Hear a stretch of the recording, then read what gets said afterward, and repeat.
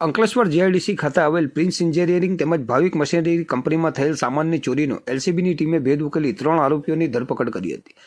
Bharuch crime બ્રાન્ચની ટીમે અગાઉ ઘરફોડ ચોરીના ગુનામાં પકડાયેલ આરોપી દિનેશ ઉર્ફે વસાવા પર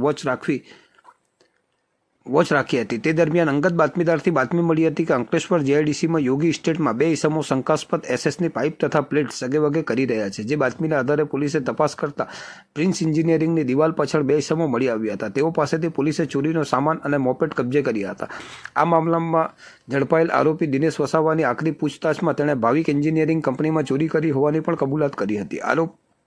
આરોપીઓએ ચોરી કર્યા બાદ ભંગાર લલિત પટેલ નામના ભંગારિયાને વેચી દીધો હતો. પોલીસે ભંગારિયાની ધરપકડ કરી તેની પાસેથી ચોરીમાં ગયેલ એસએસનો અલગ અલગ મુદ્દામાલ કે જેની આશરે કિંમત ₹75,000 તથા એસએસનો અન્ય મુદ્દામાલ કે જેની આશરે કિંમત ₹28,000 તથા ચોરી કરવા માટે ઉપયોગમાં લીધેલ મોપેડ કે જેની આશરે કિંમત ₹50,000 ગણી કુલ 1,53,000નો મુદ્દામાલ કબજે કર્યો હતો. પોલીસે આ મામલામાં રવિ સુરેશભાઈ મેકવાન, દિનેશ ઉર્ફે ધીરુ મગનભાઈ વસાવા અને લલિત ભવરલાલ પટેલલાઓની ધરપકડ કરી કુલ 7 આરોપીઓને વોન્ટેડ જાહેર કર્યા હતા. અંતરે ઉલ્લેખનીય છે કે ભાવિક એન્જિનિયરિંગ કંપનીમાં થયેલ ચોરીના મામલામાં સીસીટીવી ફૂટેજ પણ બહાર આવ્યા હતા, જેના આધારે પોલીસે તપાસ શરૂ કરી હતી.